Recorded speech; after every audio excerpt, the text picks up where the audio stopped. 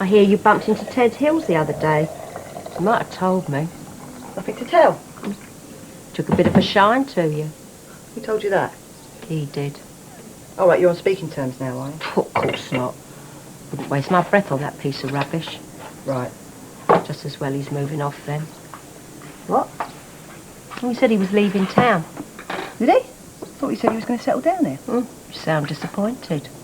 Doesn't make any difference to me, one way or the other. It would if you knew him. Well, I thought he was very nice. Then I went to the house and I thought I'd check in next. What's that I can help with? Not really.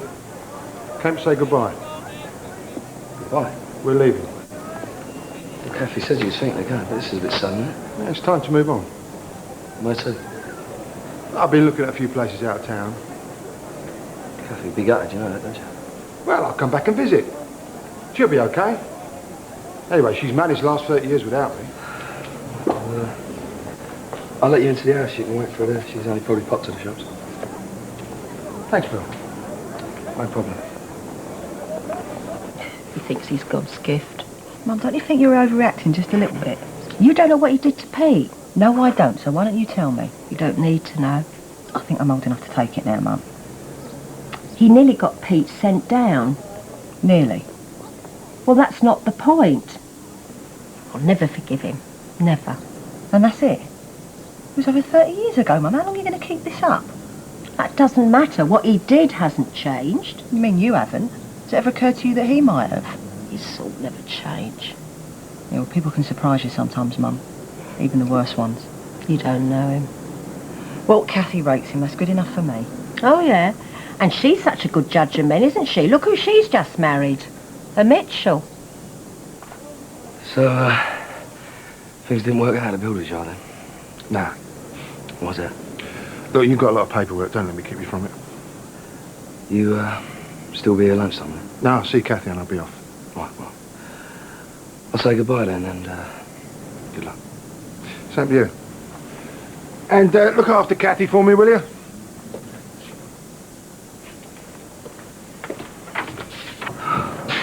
Sorry to bother you. Yeah? I'm an old friend of Ted Hill's, from Norfolk. Well, I heard he was in town. I was giving this address for his sister, and I'd really like to catch up with him while I'm here. Could you help at all? Well, I'll see if I've got an address for him.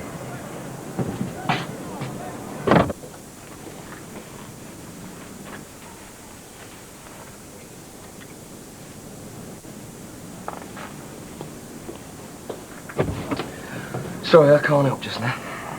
Should I come back later, perhaps? Well, I've had a bit out. But you do have an address? I'm sorry, mate. I can't help you. Oh, right, well. Never mind. Thanks.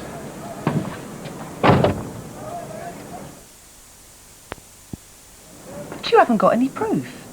I mean, did you ever actually ask Ted? Pete told me all I needed to know. And before you start, that Dennis heard that Ted bragging all about it. All right, I'm only asking. You shouldn't need to ask. You're a Fowler and Pete was your uncle. Doesn't that mean anything to you? What about the truth? What if Pete was lying? Pete wasn't a liar, unlike some people. But this isn't about telling the truth. It's about family, sticking together, community. That's what makes living in Albert Square worth it. But makes it all so special. Sticking together through thick and thin. Don't like something, then don't listen. Something doesn't suit you, then ignore it. Or better still, rewrite it. What the hell, it's only history. I don't know what you're saying. No? Take a look around you, Mum. You want to take credit for Albert Square, then help yourself. Place is a dump. Now, stop that now, And I'm telling Watford's you. an even bigger dump. I see it every single day, Mum. And I'm not fooling myself. I know that my job makes sod all difference. Things will never change. I mean, how can they, eh? When it's people like you always going on about how great things used to be. What a load of cobblers. Things were never like that to start with. Hang on a minute. We started out talking about Ted Hills and what he did to Pete. All right, OK, all right. Let's just say that Ted did stitch Pete up. He was doing it for Kathy. Wasn't he doing exactly what you would do, looking out for his own, like you would? Oh, I've had enough of it. Why are you talking like this, eh? Like what? Like disagreeing with you? Oh, Michelle's got an opinion. There must be something wrong with her. I know you, Michelle. Something's up. Do you, Mum? Do you really know me? No. Maybe I don't know you. Maybe I don't understand you at all. No, why should you? Because you're family. I think I better go. I think perhaps you should go too. What? Well, if Wolf was such a dreadful place, Michelle, why are you still here? There's nothing more I can tell you. Where that boy? What boy? One you was going on about when we had the family round that evening. Well, that was some night, Phil. I can't remember a lot of it. How he fell off the scaffold and died. Remember saying that, Ted, don't you? Yeah? Then you remember what his name was, don't you? What was it? Was it Baker by any chance? Yeah, it was. And the geezer at the front door. Who's he? That's his father. So why's he chasing you across the I country? don't know, he's a nutter. That inquiry, Ted. It did happen. What? I told you. The health and safety did me for negligence. That's why my business went to the wall. Nobody will touch me after that. But this Baker bloke's still not happy. No. Why's that?